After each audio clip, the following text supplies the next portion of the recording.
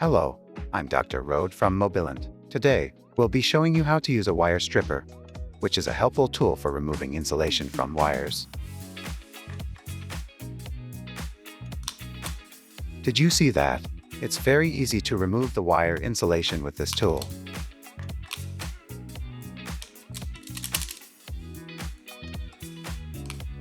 You can use it in the middle of the wire or even at the end to easily remove the insulation.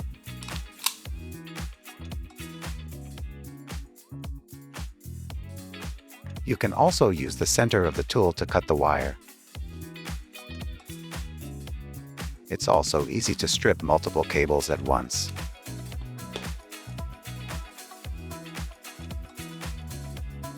Be careful not to hurt yourself while stripping multiple cables, as the wires can be exposed and cause injuries. Make sure to inspect the tool before using it.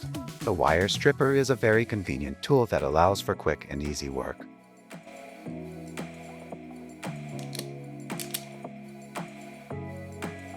You can also use pliers for the job. If you adjust the force correctly, you can work without cutting the wire. You can find more information about the tools we introduced in the video board link.